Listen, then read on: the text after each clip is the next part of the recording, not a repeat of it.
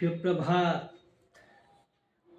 আজ 26শে জানুয়ারি, সার্বভৌম ভারতবর্ষের গণতান্ত্রিক সাধারণ দিবস। বিগত 1950 সালের 26শে জানুয়ারি আমাদের ভারতবর্ষের সংবিধান কার্যকরী হয়।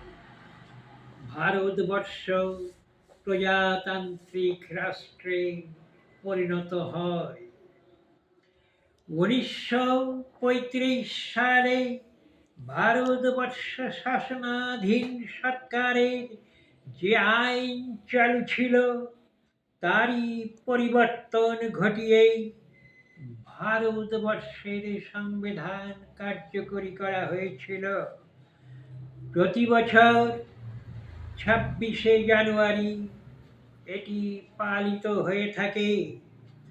আজ সেই দিন আমাদের ভারত দ্বারে উপনীত হয়েছে।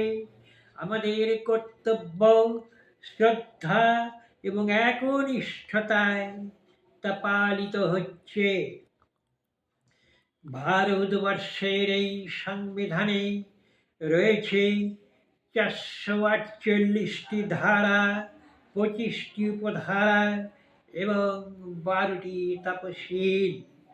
বিশ্বের সর্ববৃহত্তম ভারতের এই সংবিধান। ভারতীয় সংবিধানের জনক অর্থাৎ রচনাকার ডক্টর ভীমরাও আম্বেদকর। ভারতবর্ষের রাজধানী দিল্লিতে এবং প্রতিটি রাজ্যে কুচকাওয়াজের মাধ্যমে একে সম্মান প্রদর্শন করা হয়।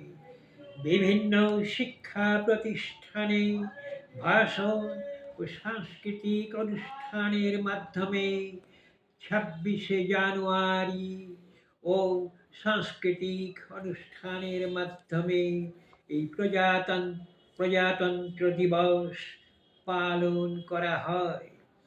ভারতের জাতীয় পতাকা উত্তোলন করা হয়। কেন্দ্রে রাষ্ট্রপতি এবং রাজ্যে রাজ্যপালদের অভিবাদনের মাধ্যমে পৌরোহিত্যে প্রধানমন্ত্রী, মুখ্যমন্ত্রীদের উপস্থিতিতে 26শে জানুয়ারি কুচকাওয়াজ ও অনুষ্ঠান অনুষ্ঠিত হয়ে থাকে ও পালিত হয়ে থাকে। নমস্কার।